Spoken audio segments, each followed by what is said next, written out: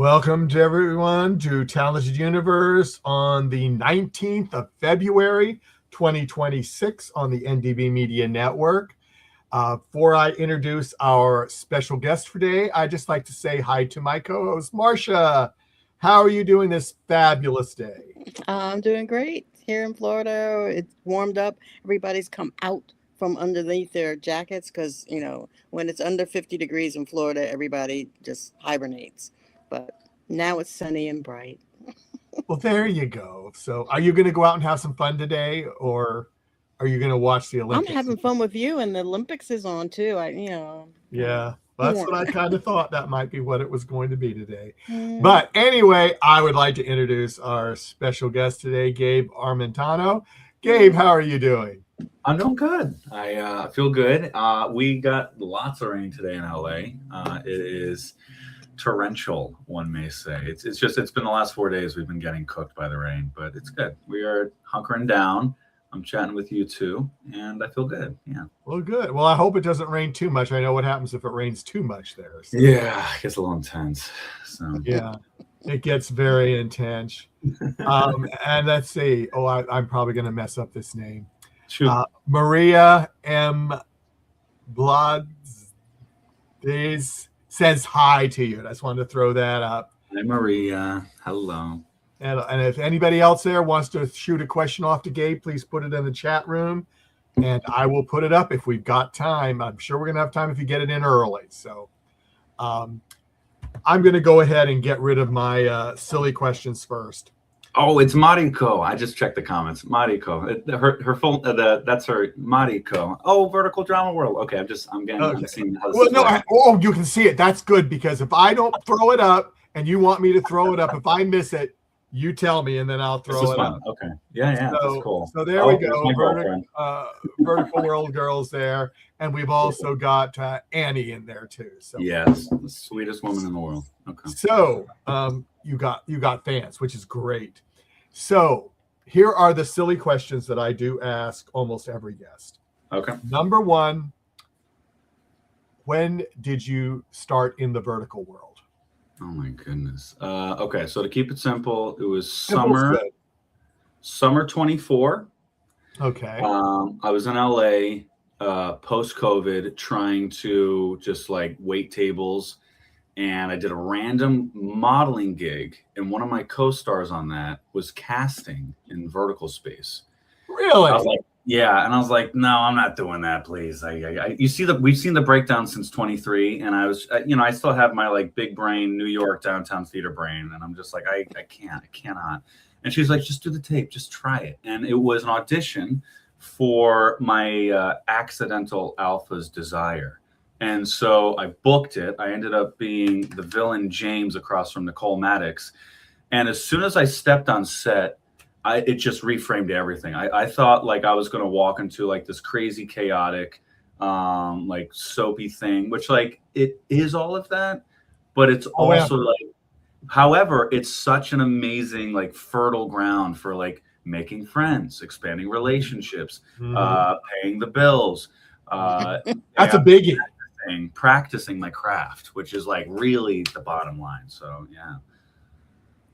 Okay, so we got that. So after you did the first one and you understood what was going on, you came back and told your maybe friends, family, what you were doing.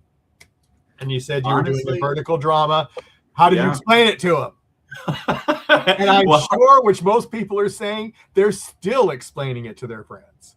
Oh my goodness. I think the easiest tentpole you could say for like giving a description is like a fast-paced, spicy Hallmark movie. Because some of my family will watch Hallmark and they're like, Gabe, you should do this. And I was like, I am. Yeah, well, now I am. But for years, I was like, no. Because you can't help it. I grow up and like, my dad is a big fan of like, summer blockbusters. So we're like, I'm raised on The Mummy, Jurassic Park, Back to the Future. And then, my mom likes silly comedies, like kind of like just like really, I'm trying to think, because my mom could go for like dopey screwball comedies from the 80s or 90s, but she also loves things that are like The Breakfast Club, or Mhm. let me think what else. Like the Pink Panther, the remake. Oh my goodness, my mom loved Get Smart, the remake with Steve Carell. So I've got these two worlds with just like mainstream movies, and then I start doing verticals, and like you can't just help but feel the gap between where I grew up expecting myself to be and Mhm. literally working on the front lines of basically mobile entertainment. And so yeah, that's, I don't know, it's been a ride, and it's been good. I've been very privileged and grateful to be part of the space. So And my last silly question about how many have you done, if you remember? I think I'm at 29, 30. I'm not quite Okay. sure. Have So all of them come out, or you still got some ready to come out soon? I think I have 2 in the bank. Okay. Yeah, I shot one recently with Kirby Elwood, and then I have one from like last summer that were just like, where is it? Where did it go? So sometimes they just, I don't know, they put them on ice. I don't know if they're waiting for the right time. I don't know if too many came out that had like the same storyline. Maybe it's literally just like they decided rather than making it exclusive, they're going to license it out to platforms. I'm not too sure, but there's You never know. You never know. No, you don't. You really don't. You don't really know. Well, here's the last question from the chat room I'm going to take right now before I go to Marsha. Annie wants to know, what is the hardest scene you've ever played? And I'm going to make it, doesn't have to be a vertical. It can be anything you've done. Oh my goodness. The hardest scene I've ever played. I'm trying to flip through vertical and non-vertical stuff.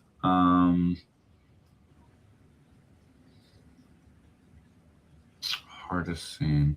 You want to come back to that? Go to Marsha. No. I just give myself a quick second to. I'll answer it 2 ways. I think one, if we kept it for verticals for the fans, is I shot a scene recently, The Betrayed and Abandoned Son of Ashford. And there's one of those, we call them in the space banquet scenes. It's technically not, this was technically not a banquet scene, but it was like a good 10-page pluser in a hospital. And so everyone is, fighting over who's going to help donate the leg to save the brother, the blah, blah, blah. Mm-hmm. And my character, we come to find out, well, I don't want to spoil anything, but we come to find out that I've been mutilated in a specific way. And so the posture that I was sitting in the wheelchair was like, oh my goodness, let's just say some of the tears were a little bit more real than they needed to be, because I'm just like hanging on, making sure that we're getting the shot we need. And part of that required a bit of like physical stamina, because by the time the shot's over, I have to like stand up and my legs are just like mush. Yeah, exactly. There's just no circulation. So that, like, from a physical stamina standpoint, that was quite challenging. I also did a rain scene recently where just like, when you're freezing your butt off and the fake rain is just pouring and you're shaking in the car from like the hot air coming out as the van's taking care of you for the next. Yeah. So like from vertical world, that's a thing. I did a play in 2014 or 2015, I believe. Mid-2010s, we'll say, and in New York, downtown Manhattan, just a little 2 weekend at the Access Theater, and the play was called Be a Good Little Widow. It was a Black comedy. It was just like very, very painful story about a young lady who recently lost her husband, and they were recently married. And my character is kind of like this dopey guy who, they're having like a romantic connection, but it feels too soon for her and it feels unexpected for me. But being on stage for 30 to 45 minutes at a time, just working through what on the surface is like cutesy, awkward, comedic moments, but under the surface is like a very traumatic experience for a young widow, like that's just a whole different thing than verticals, than film. And being on stage, I do miss it, but it's a different challenge in and of itself. It's very hard to pull that off. Understandable. Marsha. Yeah. Well, I'm going to jump into the Wayback Machine. You see, I never get It's here with Peabody, Mr. Peabody and Sherman behind me. Okay. Hell yeah. They love the Wayback Machine, and I do too. So I'm putting a coin in your Wayback Machine to go Cool. back to. You were born in Connecticut, is that right? That's right. Yeah, crushed it. Yeah, Nailed it. yeah. And so, but you have another strong base in New York City, where I was born and raised. So how Yes. did that transition happen from Connecticut to NYC? So in Connecticut, I never had acting training. And that was something that like I was in some ways proud of. It wasn't a chip on the shoulder, but it was kind of like I just go to public school. I never went to like a fancy private Oh, cool. theater art school. And so the way I would learn is, through the fall musical, the spring play, any chance I'd get, no classes. And it occurred to me, well, I want to act. I need training. My mom's like, nah, you don't got to go to school. Just go to Hollywood. And I honestly, I appreciated that because, I have my days where I'm like, did I really need to go to university? But I looked at the schools and the choices were A, you go West Coast to LA. And some of the schools out there do offer great training, but more or less it has kind of just like you jump in the ocean and you hope to be a movie star. The opposite from Connecticut is you go to London and you get the really intense like RADA theater training, which has served a lot of artists very well. But the middle ground, and probably the most relevant and closest to my family, is in New York. I mean, there's Marymount, Fordham, NYU. In my case, I went to Pace. And obviously there's Juilliard. There's a lot of hopes and dreams in theater. Some people like to go to Columbia grad school. And so in New York, I fell into Pace Performing Arts, which is now renamed, I believe, Sands College of Performing Arts. And that was effectively the driving force to get me to New York. What got me to stay in New York, I would say more or less was after a year of studies, it became clear that I cannot afford to go to Pace. I barely squeaked through like private scholarships that I wrote so many essays senior year of high school to just get like a scholarship from the American Legion or like a scholarship from like a local art fund or something. And when freshman year was over, I just knew that I can't continue to go to this school without working and probably paying for rent because the dorms are too expensive. And so I started seeking a place to live. So my only concern would be tuition. And so by the end of summer 2013, I met this woman on Craigslist. I was putting ads in all the boroughs, Bronx, Queens, Manhattan, Brooklyn, not Staten Island. I wanted to avoid the ferry. And I have someone respond to me with a phone call. And I'm living in Brooklyn at the time. I'm living in off the A train, Nostrand and Fulton. I'm in Bed-Stuy. And so I hear beautiful. this little, yeah, exactly. Yeah. And I got this phone call and she's like, I think I got a room for you. And I'm like, go on. And she explains that she wants a gopher. And I'm like, what is a gopher? And she's like, go for food, go for medicine, go for whatever. And I'm like, where are you? And she's on the Lower East Side, which for context, for those of you at home, out of all of New York, however, we'll say 10 to 15 to 20 square miles, depending on the radius you want to describe, the place that she lived was a 15-minute walk from my school, which for me is a blessing. Some call it the universe. I'll say it's God, whatever it was. It was just completely unexpected. And I asked, can I meet you tonight? And she's like, well, give me a second. Got to check in with the neighbor. I want to make sure you're not Jack the Ripper. And I was like, okay. And so she calls me back and she's like, well, the neighbor's not coming, but you can.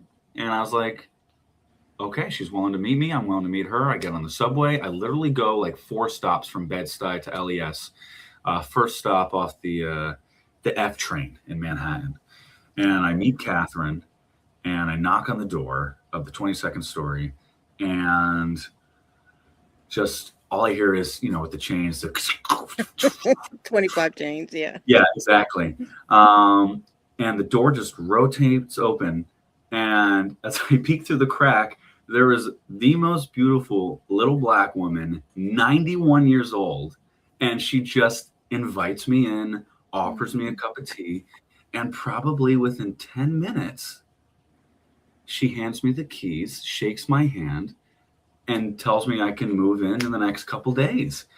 And it was just like an amazing experience of, you know, going from complete strangers to family over the course of the 7 years that I lived with Catherine. 7 years. Wow. Yeah, 7 years with Catherine Cumberbatch.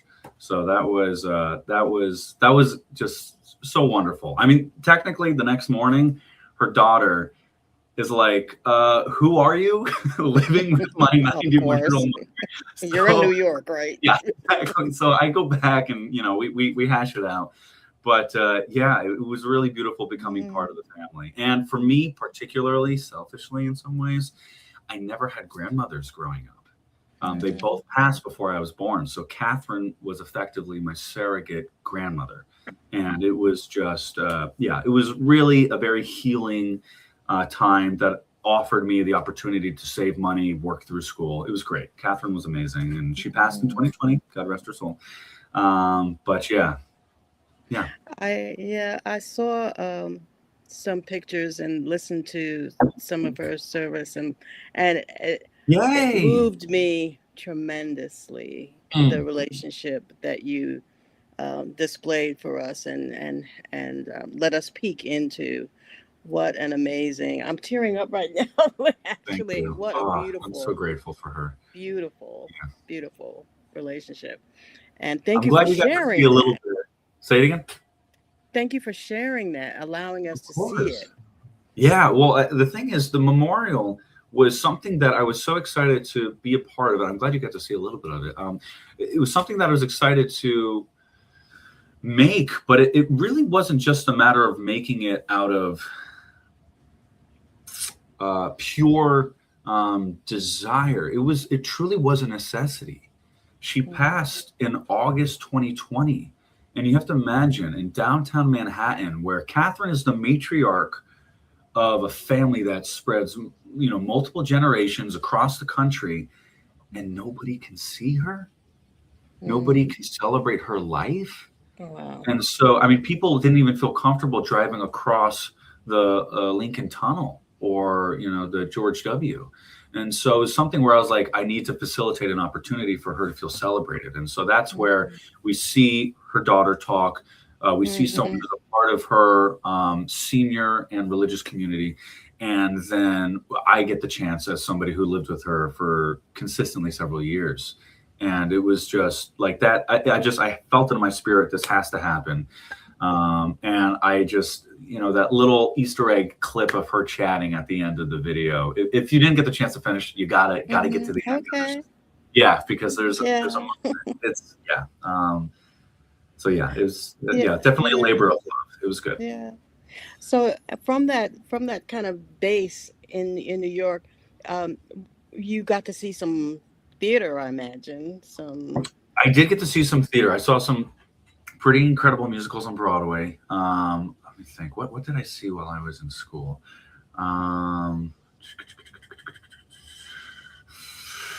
Well, some of them were just like the tentpole ones, like Book of Mormon, Wicked. I'm trying to think what else. You know, I feel like if I want to be completely honest with the fans, this is going to be very disappointing and hard for people to hear. But like, true story, I could have and did not see Hamilton at the Public. I could have seen it because they were doing tickets and they were just testing it out. And it was back when it was 3 hours long. Yeah. And at the time you're in school and you're like, well, you know, if I can catch it, I will. But, you know, you're wrapped up doing like 6 classes plus whatever other credits to just like pass your math and science and, you know, history studies and stuff. But it never occurred to me that what I missed out on became like an international sensation, a celebration of like American history. Yes. Like today, you know, again, we don't need to go into politics and stuff, but something that is very prescient to the immigration community, you know. people who just want to come here, either for, familial reasons, for refuge, for whatever, financial opportunity.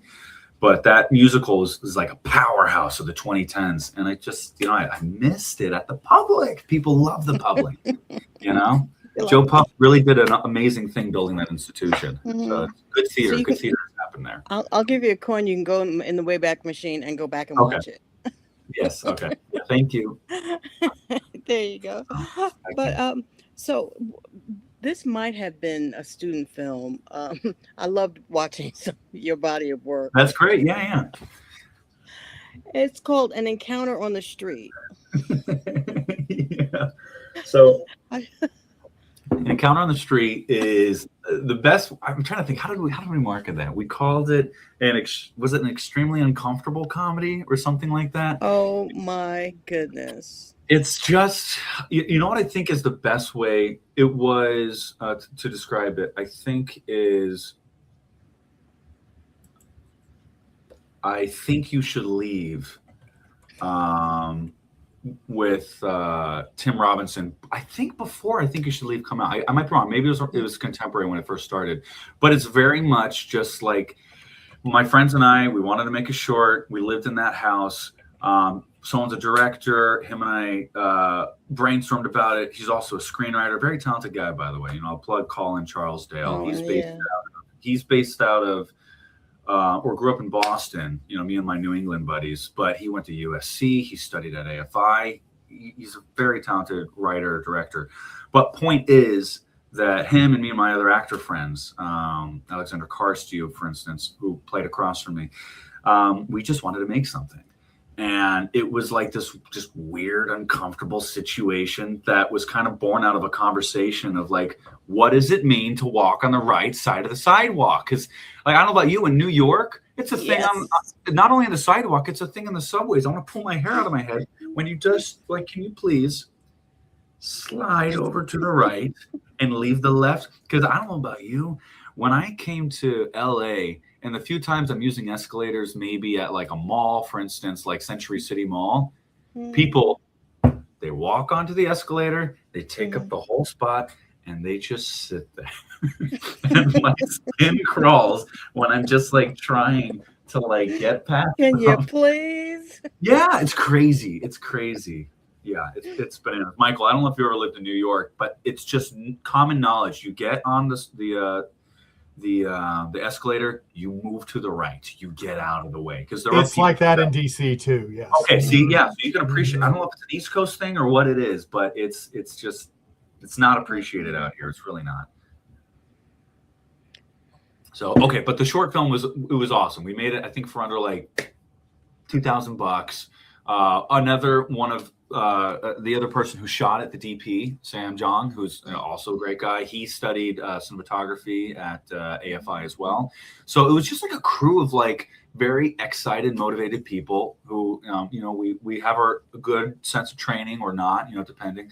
And we just wanted to make something weird and fun. And it totally bombed in the festival circuit. Like nobody wanted to see it.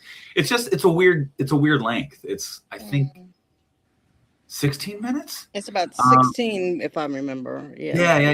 It's, and the thing is, festivals, I have to admit, and for those of you at home who are excited filmmakers, you got to play the politics with the festivals. You have to remember that in addition to like the people you can feature and the attachments you can get on your project, in addition to that, you kind of need to make it easy for what you call like slotting in the film, the blocks of films, because if you're doing an hour block and all the films are 16 minutes, then they can only fit 4 films. And if they're going to feature one film that's, we'll say 12 to 18 minutes, yours better be really good, because everybody else is not going to be that long. They're going to be probably between 4 and 12 minutes tops, probably 4 to 8 minutes. And so if you're the 16-minute, you better be really good. And in case of Encounter on the Street, it's a different taste. It's a really wackadoo weird thing. So yeah, but it's fun. And if you haven't seen it, please watch it, because it'll brighten your day. It'll make you think about certain areas of your life. Yeah, that makes me happy. Yeah, it was fun. It was very fun. Yeah. You put up Michael. You put a Oh yeah, comment? just someone was saying they love Encounter on the Street. Oh. I want to throw it up there. That was from Annie. And I've noticed that you said it's a group of friends because they, at least several of them were also in Magnolia Flowers. That's right. So all of this was okay. So this was my second feature film I shot, Magnolia Flowers. So when I went to New York in my time with Catherine, I shot one indie feature with a group of students out of NYU. That was my first feature ever. It was called Last Christmas Party in New York. And it was great. It was so much fun. Fast forward about a year or two later, when the pandemic was about to happen, just before I got cast in Colin's debut feature film. And so at the time, he's a senior at USC. He's been writing this project for several years, which is an ensemble, we'll say like dramedy, about basically a tragedy that happens at like a rager, a dinger, like a high school party, and somebody gets hurt, and it really breaks the we'll say the friend group. And in the wake of that tragedy, they have to find a way to come back to one another. And so in that film, Colin cast me, random actor from New York. He cast me as well as another actor from Connecticut, another actor from Boston and New Hampshire. And so all of us got very close. I mean, there was a myriad of other actors, but like the close ensemble, we all got very close. And Colin at the time, I think was, I guess 22. So it's crazy. Like him and I have been living together now 6-7 years later, and we're best friends. We're brothers. We're looking out for each other in the industry. But yeah, I got to be a part of Magnolia Flowers, which, as you said, is the same creative team behind Encounter on the Street. Very different pieces of work, but very different. Yeah. Yes, indeed. Yeah. Michael, did you want to take it back? Yeah. Let me go back. Let me do. Let's see, Annie. No, let's do Lisa's question. Yeah, let's take Lisa's question. Which do you enjoy doing more, comedies or dramas? I think to answer this diplomatically, let's reframe the question versus what do I enjoy more versus what is more comfortable. There you go. So I'm very comfortable slipping into drama. I think it's the size of my head or the shape of my face or something, but I come off very intense when I'm acting. And so that is like an easy go-to. At the beginning of my Vertical career, I did a lot of villains. I've been doing mostly romantic leads for the last year, but I may slip back to villains depending soon. But the point is like those like juicy, dramatic moments is I don't want to say bread and butter, but I know that like it's very palatable for the audience. It's very easy for me to slide into. And from a script analysis standpoint, I really enjoy just sliding into that. It's comfortable. What's fun for me, I would say, is comedy. Like back to my college days, bringing like slapstick to Shakespearean comedies. Like I miss stuff like that. And my senior year was like my opportunity to do senior year of college to like play the lead in like a school show. Everyone's auditioning. There's hundreds of kids trying to get a part. And I got cast in this play called Middletown by Will Eno. And it's kind of like an existential dark comedy about this man who, after the loss, or not the loss of a wife, but they recently got divorced, he just can't understand his place in the world. And so Middletown is you could call it's an ensemble play that just has like different scenes around the town. It's not really a clear plot line, but in the play, it rides on like what you could call cringe comedy. Cringe different than The Office. The Office, as we know, there's a cringe humor because you're watching people watch people do stupid things. But in this case, it was more so you're watching a man just struggle in his skin, trying so hard to fit in, and he just doesn't. And there's a lot of humor in that. It kind of has like a nice, 19th century Chekhov kind of vibe to it. I feel like Chekhov wrote a lot of plays in the late 1800s that really they're so funny, but you wouldn't know, because in today's day and world, it's awful what these people in Russia were going through around the turn of the century. And so for us, it's drama, it's death, it's like pain. But to them, the way it was written, it's meant to make light of these like tragic situations. And so I love comedy. Give me comedy. Like I did, what's it called? From the Heartland to the CEO. I forget quite the phrase they chose. But that was so much fun to shoot in June. And that was like a silly, slapsticky kind of comedy where instead of the like stern, serious CEO, irresistible, cold and competent, I played this like this just like string bean who's afraid of everything.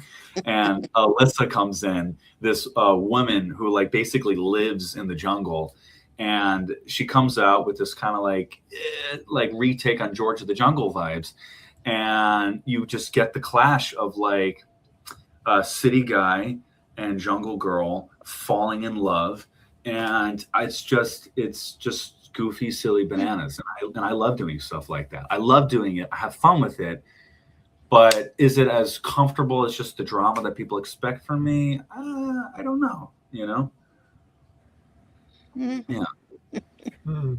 Okay, let me go to this one.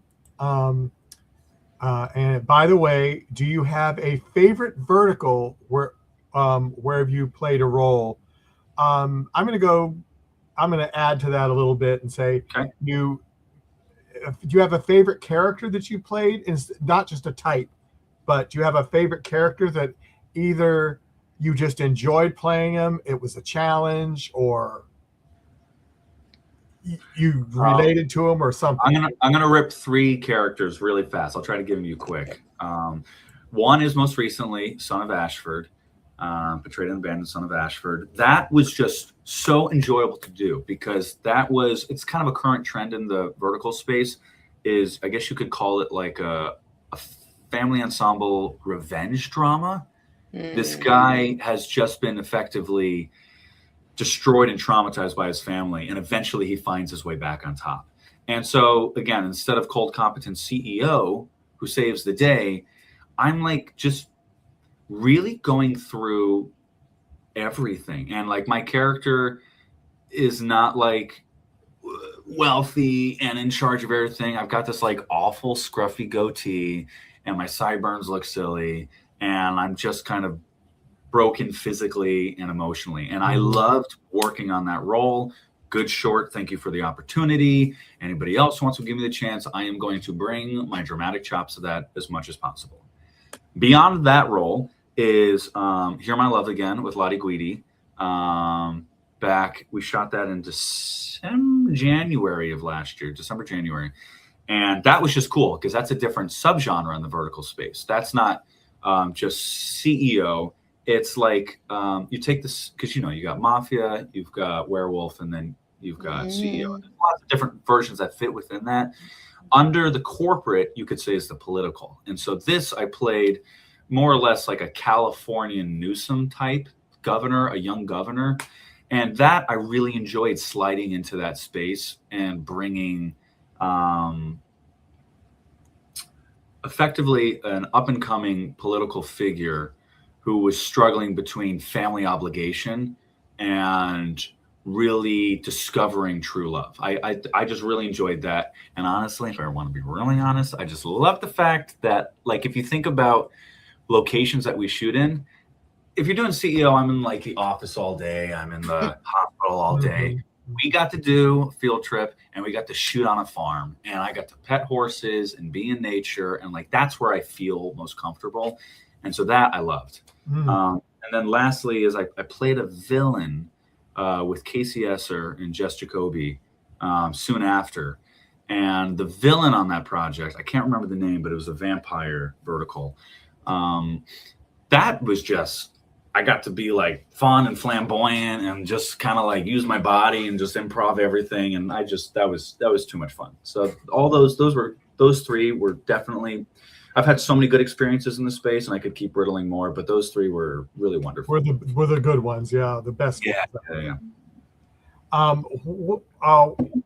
Where do you see the vertical world going? It has changed since I've started watching. It's been about a year and a half now. Yeah.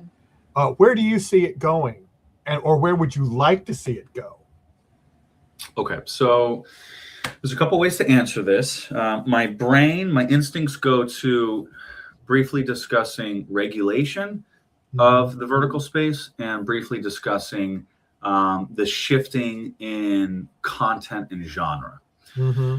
Regarding regulation, I think everybody sees that if not the union is on the horizon, that the larger powers that be, the AMPTP, the just the big studios, Netflix, Disney, I'm sure eventually Amazon and all of them, they're going to want to get their hands in there, because when you could potentially 10x a profit of, a project that costs 100,000 and you can either license it or increase subscriptions and get sell coins because they're like gamified model apps. Yes. When you 10x, then you can't. The most recent film that 10x, if I'm correct, was a film called Iron Lung. It was an indie film made for less than $3 million, made by a YouTuber called Markiplier. And the studios are just like, what just happened? How did he do that? Obviously, like Zootopia 10x globally, but that's a bit of a phenomenon, because 40% of that film, 40% of the box office was out of China. Yeah. So, like domestically, how are you going to 10x your profit? And seeing the rise of the mobile apps in the vertical space, I really think regulation will come in eventually. And if the union does find a way to make a contract, a lot of people think like, oh no, it's going to ruin verticals. I don't think they will, because anyone who's currently doing non-union is very happy non-union. I don't think they're worried about the cost of paying union actors. I think they're just worried about the bureaucracy and the slow speed that the regulation will bring. So go ahead. I think you're right. I think one of their formulas in doing this and getting their returns so fast is the quick turnaround on the movies. Yes. And I have dealt with the paperwork and stuff, and that can bog productions down if they have to do that. Absolutely. And that's more money, more expense, more everything. And so, yeah, that's how I look at it, because it's like, I don't know what exactly will happen. But if that does happen, there might be some more changes. Right. Not sure what, but yeah. So I think twofold. We'll have a group of platforms that just feel no need, no pressure, and will refuse to go union. And then I think the people who have a traditional relationship with the union, aka Netflix, Disney, etc., studios, they will start creating, because you got to remember that Netflix is already buying up video podcast properties, because they're going to start treating their platform as even more of a mobile platform. Netflix right now, as we all know, is battling to purchase Warner Bros. And one thing they said during their initial committee testify, or whatever you call it, is that they think that they're not a risk for monopoly in the studio space, which I think we can all say is kind of BS. But they think they're not, because they don't think they're competing with studios. They think they're competing with YouTube and TikTok. And it brings up an interesting question, because when it comes to the attention economy, YouTube is dominating right now. And TikTok clearly is like an international phenomenon as well. And so inevitably Netflix is shifting gears, and I'm willing to bet that they are going to like getting into this fast food model that can very much increase profits, especially if they feel like they are declining on subscription. Yes. This is another way to get the younger generation subscribed. Get them off their parent subscriptions and get their own private subscriptions. So that's regulation. Content genre-wise, what I really want to see is a shift to content-wise, I want to see a shift to procedural style content, and genre-wise, I want to see a shift to comedy and horror. Procedural wise, I think we're leaving a lot of opportunity on the table. Every show is effectively similar archetypal characters experiencing the same plot over and over and over again with variations. And for me, I'm like, why are we not considering doing a medical drama with the same character every 90 days? Yes. 4 times a year, we look forward to the Gabe next Armentano. chapter. The next chapter, exactly, of what's going on. So for like me, I would love to like get in as like a police detective or like a Knives Out situation. And every 3 months, it's another version of that character going through. So I really think they would benefit from that. It would help them kind of garner an audience and an excitement for specific characters. It can give them like a new form of, in my opinion, testing out fresh faces. Because if you have the same lead actors, but it's still an ensemble show, well, you can have, whether it's a detective or a doctor or whatever procedural version you make this, you can have them get paid the money to be the face of the show. But then we all know that, like, if you're doing a detective show, you've got the romantic couple and who killed who. You've got the priest that came in, such as the most recent Knives Out. And like, is he really as, religious and morally, or is he ambiguous? And you have other rich archetypes or Parks the Butler, all these characters that we know and love from Agatha Christie books or plays. You can test out the fresh faces in those roles, and then you can eventually slot them in to all the current stuff we're making now. And then this kind of procedural kind of thing, in my opinion, could be the new version of like television shows that are releasing new stories every couple of months. I think that would be cool. And then genre wise, we have to remember verticals are clickbait in some ways. They are reliant on salacious content that drives watch retention. And right now it's mostly revelation of exposition. It's also, we'll say, sexual fantasy. It's also action, if not abuse, slaps and punches and fights, sex scenes, and realizing that's the stepsister, that's the son, that's the divorced husband who came back. And so information, sex, and action is great, but like, what are we leaving on the table? We're leaving on the table all of these opportunities for jump scares, which I know horror is has a smaller audience, but inevitably also in general is known to make more money because it's cheap and it retains eyeballs. And then comedy, I really think comedy would be huge because these scripts, they leave room for improvisation.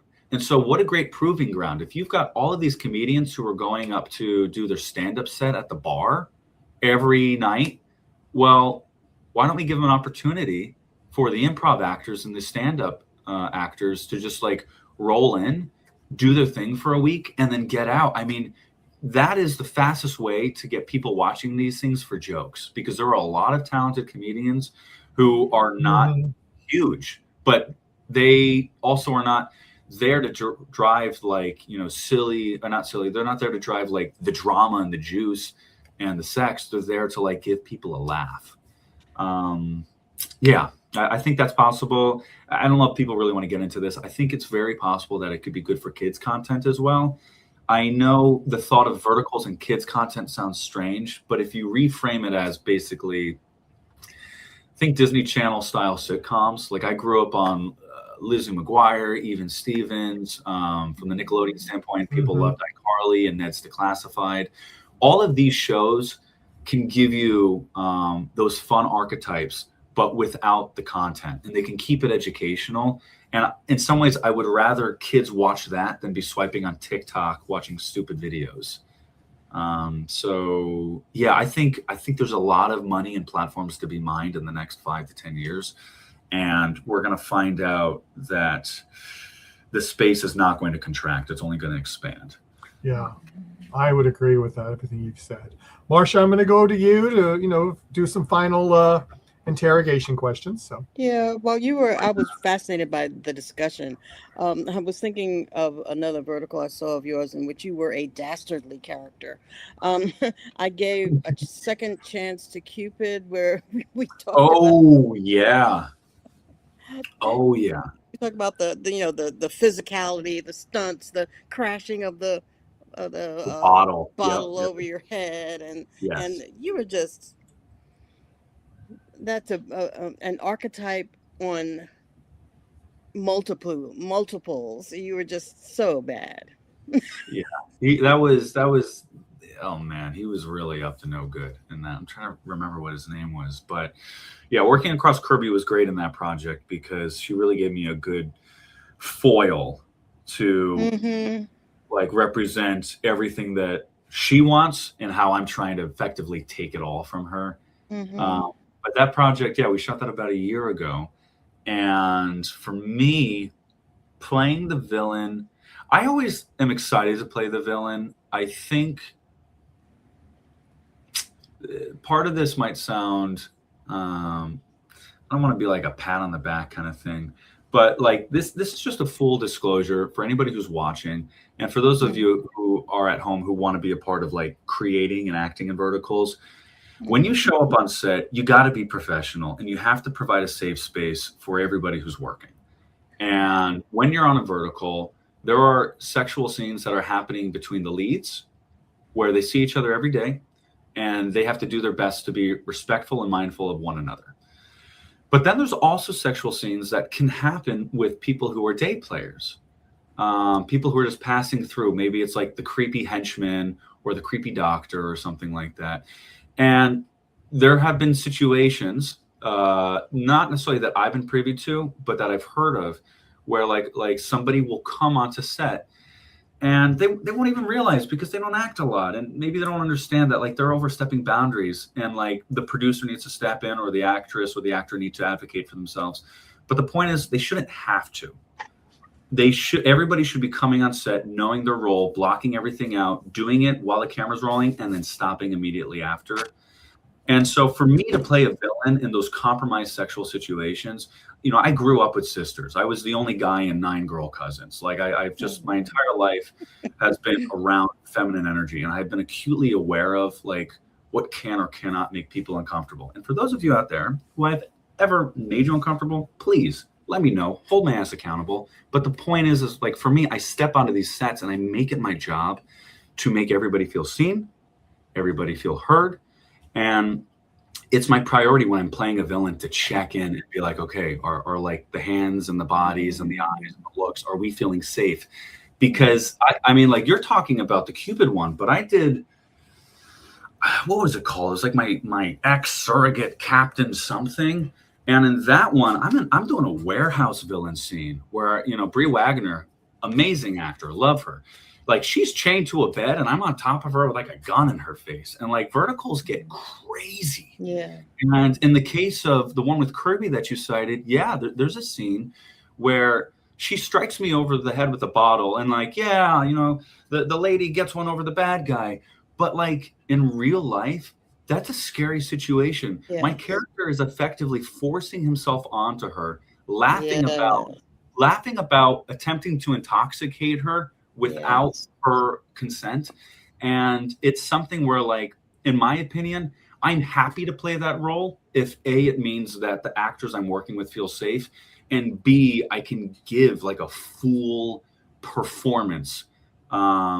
It's just, I for those of you who like are a fan of watching me as the hero, I hope you understand that like I am acting in those situations and I'm giving my full effort. But yeah, some people, I understand that like it's kind of scary to watch an actor that you love, who you've seen do such beautiful, stoic, romantic gestures. And then you just see them, like you said, doing the most dastardly things. And so, yeah, it's just my job to make it as authentic, but safe as possible. And so, yeah. Yeah. And sort of in conclusion, I like to look at talents of our guests too. And I'm jealous of one that you put down. You can juggle. Yeah. Yes. Oh man, I wish I had something here I could juggle with. Oh my goodness, I don't really have anything. I wish I could. I don't know. We'll see if I can pull this off. I don't know if you can see me. This is like I've got my moose. I've got Oh my my glass. gosh. I thought you'd picked up a cat there for a minute. You were going to I don't know. toss the These are cat all up, and I different- said, that's not good. Oh, I don't know. wow. We'll see. I have. Oh, I just bumped everything. I have. These are all different weights. So like, I don't know. Wow. I don't know like how long I could do it for, but like, yeah. I grew up. A friend of mine showed me how to do it, and anytime you learn, for anybody at home, you got to start with a ball of socks bundled up, and you just one at a time throw it at the wall. Just two, one, catch, and then eventually three, and then you come off the wall, and then you do something that's heavier than socks. But juggling is fun. It's a fun little, I guess you could call it parlor trick, and it's great. Thank you. That I have never heard the off the wall thing. I'm going to try that because I've been trying for a long time Yeah. and I haven't been able to get it. So I'm going to try that, and I'll let you know what happens. Very cool. My last thing, if you'll indulge me. There's so many Yeah. reality shows out. You know, Survivor and cooking shows and dating shows and all kinds of things, quiz shows. If Gabe, you had to pick a show or an experience to be a contestant of, what might it be? My brain jumps back to, I think this is like solid 90s. This is stuff that maybe early 2000s. So you may have seen this stuff come and go. I don't know, but I remember a show called Legends of the Hidden Temple, I think is what it was. And it was like an obstacle course for kids. And I think occasionally there were like puzzles and things. And like, I think that was like the best version of like a fast-paced, you could call it like jungle gym / escape room. And that just sounds like so much fun. Me and my girlfriend, we play like mystery games and puzzles and card games and stuff. And so like throw me in that, I will compete and I am prepared to win. It's so much fun. It's so good. All right. Well, thank you so much for giving us insight into your world for a bit. It has been just simply delightful. I appreciate it so much. Well, Gabe, thank you so much for coming. I didn't get to everybody's question, but we would love to have you back. Yes, we would. That'd be wonderful. Yeah, this was really great. You guys really fostered a great moment for me to just talk and chat, share my life, and thank you. We tried. So, and thank everyone in the chat room that did post a question. Thank you. Everyone's going to be watching later. We just got a bunch of people just tuned in right now, but start us again, and you can pick up and see what you might have missed. But everyone, take care, and we'll see you again next time. And remember, probably end of next week, we're going to make a huge announcement on something that we've got coming up that's really big. So everyone take care, and we'll see you again. Bye-bye. Bye. Bye.